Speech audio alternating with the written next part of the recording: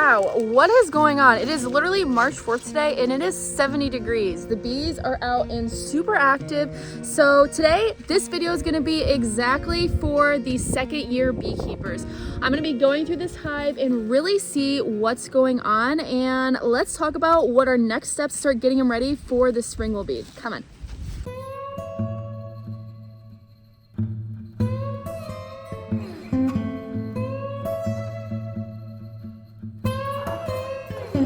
So today I'm going to be looking at one hive in particular so that we can truly do a deep dive and really see what we're looking at and what steps we should take going forward. So this is the OG hive, is what I like to call her.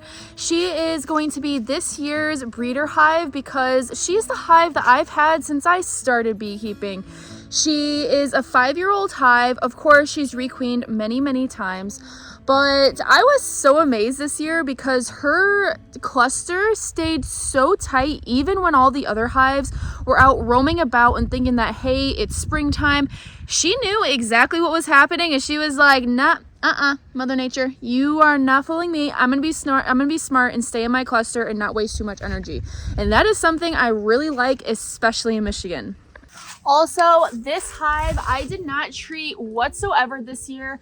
I did this entire apiary, Casey and I, of no treatments whatsoever. So I am super proud of this hive, and I see some pollen coming in right now. The fact that they're growing and still building up so nicely, that is why I like these genetics. They always build up crazy fast in the springtime, and they have this really neat way of how they build out their colony. Some hives will like to put their honey on the outsides of the hive, but she will literally make a giant honey arc going all the way up her hive, and I absolutely love that because it makes it a lot easier on the beekeeper. But okay, let's hurry up and get into this and see what's actually going on. Yeah. And yes, I know I do need to wash the bee suit. It is looking a little rough. So like I had mentioned, it is 70 degrees right now. Otherwise, I would not be opening them up in the way that I am. If it was cold, I would just let them keep doing their thing so that I didn't disturb the cluster. But I have not looked at this hive since I closed them up. I did put sugar on them this year. I have never had to feed them in the past, but with how the weather was this wintertime, I didn't want to risk it. So I threw some sugar on them just in case. Last time I checked, though, they were still feeling pretty heavy, so they might not have needed it. It looks like they only started going into a little bit of it. So I'm going to have to move this to the side. Yeah, and I see a lot of honey right there, so that's also a really good thing to see. So I will mention one thing that I have been seeing lately in a lot of the Facebook groups is a lot of people asking if it's too early to start feeding sugar syrup in their colonies. And I did just kind of want to like touch on this just because I've made this mistake before. And my answer to that is, if I were you, I would wait and trust me on that. And the reason that I say that is because if you start putting sugar water in your colony right now, the thing that you're going to see is that that sugar water is going to emit moisture into the colony. And we're still not in the green yet. Remember, guys, it's only March. Like, this spring is absolutely bonkers what is actually happening right now since it's been so warm. But this is not the norm. So you want to keep in mind that we're going to keep having some colder nights. So that is going to cause moisture to be emitted into the colony, which could be detrimental to your colony, especially if we get into some more 40-degree days, which we most likely will. And also on top of that, I am struggling with this sugar to try to move it. Yeah, they didn't really like it. I need to like put this in something. Hold on. Okay, let's put onto this. But also, in terms of putting sugar water in your colony right now to feed them, the other downside is, okay, say we get some more cold nights, which we're going to. It's going to be in the 30s and 40s still. Well, the problem with this is it's still going to get cold during the night, so it's going to make that sugar water cold. So then what's going to happen is it's going to take all day for it to even get close enough to the temperature that the bees can actually consume it, because they can't even take the sugar water unless it's around 50 degrees. So at that point, it's kind of pointless because it's just going to be sugar water sitting in your colony, not being able to be used because it's going to be way too cold. and it's just going to be emitting moisture into your hives. So if I were you, I would definitely wait. The best thing right now is if your hive really needs sugar. Okay, this is like a mess. Is you could do mountain camp method like you see I have done here. It works wonderfully. The bees love it. As long as you're not spilling it everywhere. And oh my gosh, there's probably so many people who are like, Emily, you're spilling it everywhere. Yes, I know. This is not really what I wanted to happen, but I guess they'll clean it up, right? Anyways. So yeah, don't jump the gun. I know we're having an early spring, but you still need to be patient. That is the biggest thing with beekeeping, is you got to be patient. All right, so this cluster has been hanging out up here for quite some time, so I really want to see what they're doing on this frame, if they're doing anything at all. Judging by how many bees are coming and going, I'm thinking they're probably in that bottom brood box rather than this top one. Ooh, the propolis is insane in this hive. This genetic was always really good with making propolis. But what I'm really looking for today is I want to see where their brood is, where their brood nest is, and where the majority of the bees are hanging out, because this is going to tell me on if I need to reverse the boxes. So you've probably heard this from other beekeepers talking about reversing your boxes in the springtime, because this will help your hive and prevent them from swarming. And I got a ton of sugar inside their brood cells with eggs. Gosh dang it, Emily. That is super annoying. So yeah, they have a small little brood pattern here going on, which is fine. Got quite a few eggs in here too, which is great to see. See a lot of larvae. She's really starting to expand her brood pattern. She has eggs all the way out to here now, which is really good to see. And I got my queen on the next frame. It looks like she might be laying on that frame right now. Dang it, I got all the sugar down there.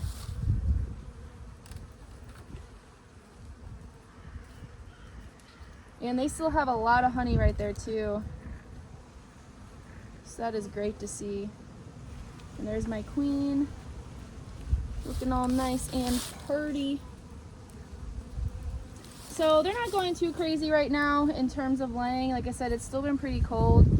And this cluster is actually pretty small this year in comparison to previous years.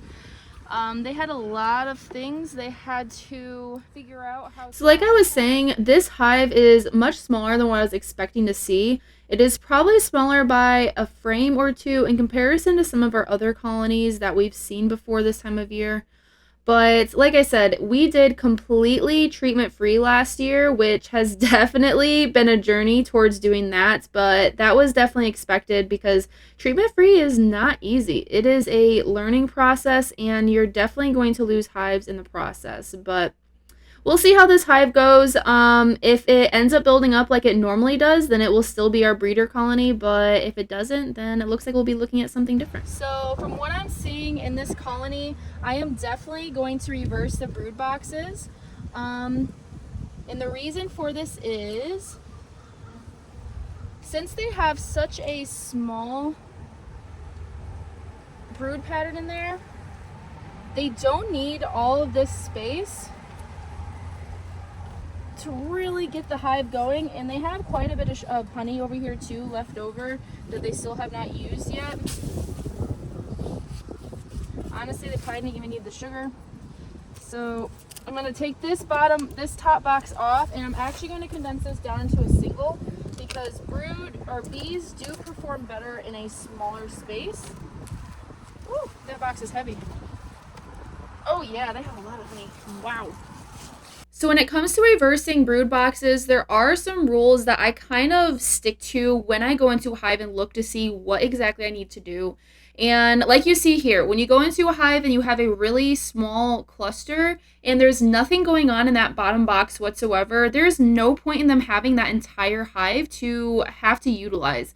So that's why I'm condensing it down into one box. But say I was to go in this colony and I was to see that they had brood in both the top and bottom box, and say maybe it was only on a couple frames, but it was splitting between top and bottom box, do not ever reverse the boxes when you see this, because that's going to split up the brood nest and it's not going to allow them to be able to keep that brood nest warm, and they will end up dying because of that.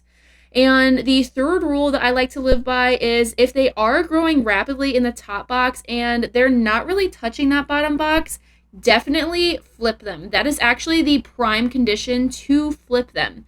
And if there's no food and you are feeding sugar, I also generally tend to not flip them, just because how are you going to feed the sugar to them if you end up putting a box on top of them and the brood nest is in the bottom? Because remember, the bees are not going to leave their brood nest because they have to keep that warm. Otherwise, all the brood will end up dying. This would explain a little better what happened in this colony. You can see some mouse poop all over the place on this bottom board. Yeah, I think we're going to start getting a mouse guard from here on out and keeping that on there. That will be much better for them. But yeah, just cleaning that off for them so that they don't have to. Makes their life a little bit easier. And then I'm just going to put this back over here. So you actually don't have to reverse the brood boxes. I've done them both ways every single year. It's honestly just an option and personal preference. And like I said, it just depends on what you're seeing in your colony on whether you should or should not. A lot of beekeepers say that this helps prevent swarming in their colonies, so that's why they do this. And I could also see the argument for why it would also help the colony start to build out the hive so that the honey is on top of the brood nest once nectar starts coming in. But a lot of times the bees will move down all on their own on that time anyways, because we've always said, at least in beekeeping, that bees will move up in the box, which yes is true when you're working with Langstroth hives. But if you actually investigate a beehive in an actual tree in its native environment, the bees will actually work down. In all of the cutouts that Casey and I did last year, that is what we saw in each one of those hives, that they always built down and they used gravity to their advantage as they built out their honeycomb. So it's really only in Langstroth hives that we see bees to actually move up in a box. So again, you don't have to reverse the boxes, but if you want to try an experiment, try it out and see which one you think is best. That's pretty close still. Yeah, they have quite a bit of honey in here. I don't really need to move much around. They can access all of that.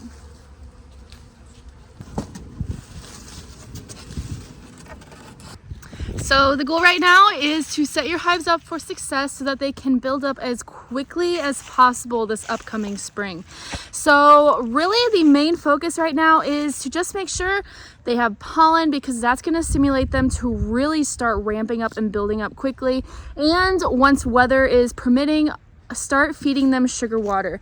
So usually I like to feed them a 1:8 sugar water ratio mix. It's thinner, and because of that, it kind of stimulates nectar for the bees, so it really starts to ramp them up very, very fast. That is 1 part sugar to 8 parts water. Yes, that is correct. It's very, very thin, but it seems to work wonders. So I hope this video was helpful, and I hope that you have the most successful bee season you've had yet. And that is it for me today. I'll see you guys soon, and don't quit, be fit.